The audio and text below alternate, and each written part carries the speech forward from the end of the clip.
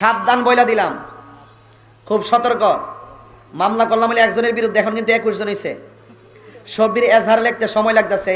Pen একে একে সবাইকে ধরবো, একটা একটা করে ধরবো, সবাইকে আমি আঘাত করে তাদেরকে ধ্বংস করে দেবো। এটা হলো গিয়াসউদ্দিন তাহিরির বক্তব্য, যেটা আপনারা দেখেছেন। গিয়াসউদ্দিন তাহিরি কি এমন হয়ে গেছে যে প্রত্যেকজন আলেমের বিরুদ্ধে তার বক্তব্য, প্রত্যেকজন আলেমকে নিয়ে তার ষড়যন্ত্র, প্রত্যেকজন আলেমকে নিয়েই তার এই কুরুচিপূর্ণ মন্তব্য। কেন, কি জন্য? সোশ্যাল মিডিয়াতে এই ভিডিওটি ভাইরাল হয়ে গেছে। গিয়াসউদ্দিন তাহিরি 19 জন আলেমের বিরুদ্ধে মামলা করবে। তারা কারা? তাদের মধ্যে দেখলাম ডক্টর কামালউদ্দিন জাফর ইসাক, তারেক মনোয়ার, মিজানুর রহমান আজহারি, মুফতি আমির হামজা, শেখ আহমদুল্লাহ তো আছেই, ডক্টর আবুল কালাম আজাদ বাশার, মোস্তাফিজুর রহমান, তারপর মোল্লা নাসিমউদ্দিন। এইভাবে বাংলাদেশের উল্লেখযোগ্য 19 জন আলেমের তালিকা সে তৈরি করেছে, যাদের বিরুদ্ধে সে মামলা করবে, তাদেরকে হে প্রতিপন্ন করবে। এটা হলো গিয়াসউদ্দিন তাহিরির বক্তব্য। আমাদের মূল কথা হলো যে সে অন্যায় অপরাধ করবে, সে অপকর্ম করবে, সে কোরআন হাদিসি বিদ্বেষমূলক বক্তব্য দেবে। তারপরে আপনার এই যে শিরক বেদাত কুসংস্কার, এগুলো সমাজের ভিতরে ছড়িয়ে ছিটিয়ে দিবে। আর এই কথাগুলো আলেম ওলামা বললেই অপরাধী হয়ে যাবে। এই কথাগুলো বললে আলেম ওলামা অপরাধী হয়ে যাবে। মানে আপনি যদি অপরাধ করেন, বলা যাবে না, চুপচাপ করে থাকতে হবে। এখন মূল বিষয় হলো যে গিয়াসউদ্দিন তাহিরির এত বড় পাওয়ার আসলো কোথা থেকে? কেন এই পাওয়ারটা কিভাবে আসলো? কে দিল তাকে এই পাওয়ার? নাকি আমরা বুঝে নেব তার পিছনে কেউ না কেউ গিয়াসউদ্দিন তাহিরিকে ট্যাগেল দিচ্ছে এবং এই মুহাক্কিক উলামায়ে কেরামদের বিরুদ্ধে কথা বলার জন্য গিয়াসউদ্দিন তাহিরিকে লাগিয়ে দেওয়া হয়েছে। মুহাক্কিক উলামায়ে কেরামদের বিরুদ্ধে মামলা করার জন্য গিয়াসউদ্দিন তাহিরিকে কি লেলিয়ে দেওয়া হয়েছে? তবে হ্যাঁ, আমরা কিন্তু ধারণা করতেই পারি, যদিও ধারণামূলক কথা মিথ্যা হয়, কিন্তু তার কথা কাজ কর্মের কারণে কিন্তু কিছু ধারণা আসে, যেটা এটা আপনি মানলেও। যেমন তার বক্তব্যটা হলো শেখ আহমদুল্লাহর সাথে যে বক্তব্যটাকে নিয়ে এত বাড়াবাড়ি, এত উগ্রবাদী কথা, এমনকি মামলা পর্যন্ত হয়েছে। তার বক্তব্য হলো যে আল্লাহ নবী সাল্লাল্লাহু আলাইহি ওয়াসাল্লাম তিনি জন্মের পূর্বেও নবী ছিলেন, জন্মের পরেও নবী ছিলেন। এটা হলো গিয়াসউদ্দিন তাহিরির বক্তব্য। আর শেখ আহমদুল্লাহর বক্তব্য হলো যে আল্লাহ নবী সাল্লাল্লাহু আলাইহি ওয়াসাল্লাম 40 বছর বয়সের পরে তিনি নবী হয়েছেন।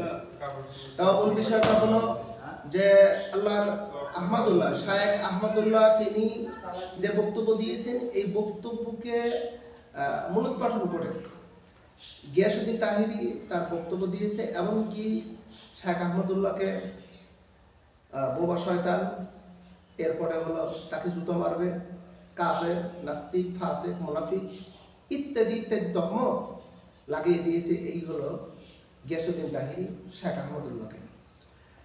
শুধু শেখ আহমদুল্লাহ নয়, বরং অসংখ্য আলেমকে সে গালমন্দ করেছে, অসংখ্য আলেমকে সে গালমন্দ করেছে।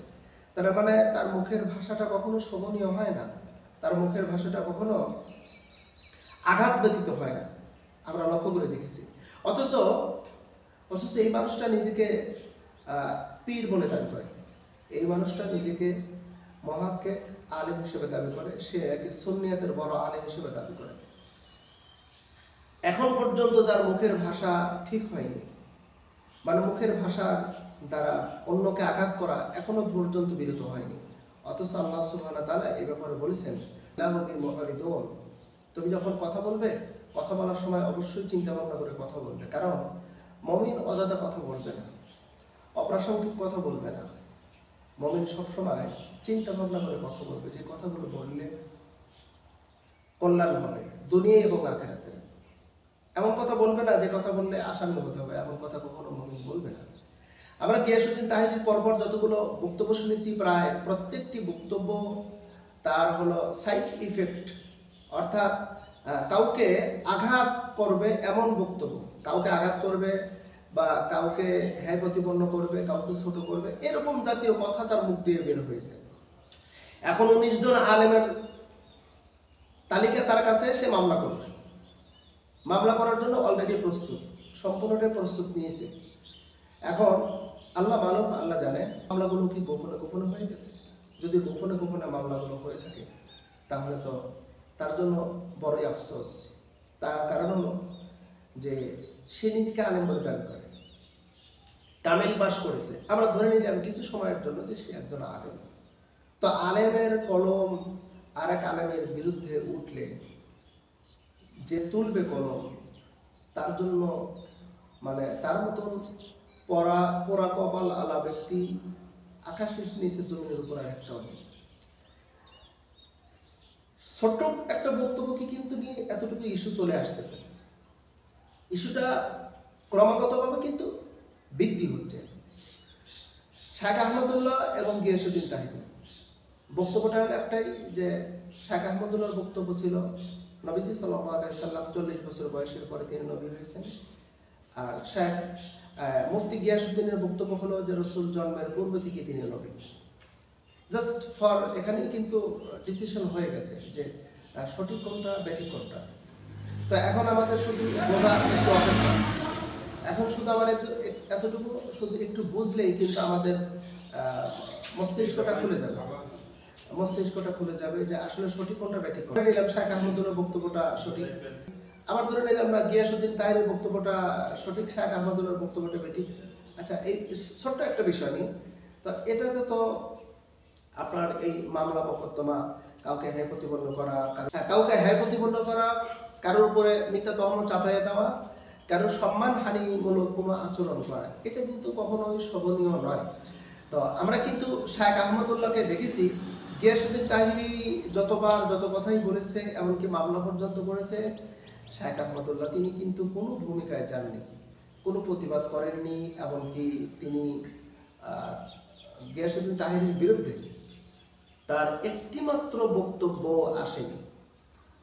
আবার এখন যে এই যে 19 জন আলেমের মামলা করবে, এখন করেছে কতটুকু জানি না, তবে সম্ভবত করেছে, আবার নাও করলেও করবে দ্রুত, এমনটি কিন্তু তার বক্তব্যের মাধ্যম দিয়ে আমরা বুঝতে পেরেছি। এখন 19 জন আলেমের বিরুদ্ধে বক্তব্য, সবাইকে মামলা দেবে, সবাইকে গ্রেফতার করবে, এখনো আরো আছে, তার বক্তব্য বোঝা গেছে এখনো আরো আছে। তো আমার একটি কথা হলো যে এই সমস্ত আলেমদের বিরুদ্ধে মামলা দেওয়ার কারণ কি, কারণটা কি, কি জন্য এদের বিরুদ্ধে মামলা দেবে? নাকি ওই শাইখ আহমদুল্লাহর পক্ষ নিয়ে কথা বলার কারণে মামলা দিবে, নাকি অন্য কোনো কারণ আছে, নাকি মিজানুর রহমান আজহারের মতন করবে, ডক্টর কাজী ইব্রাহিমের মতন কি করবে, দেশ ছাড়া দেশ থেকে বিতাড়িত?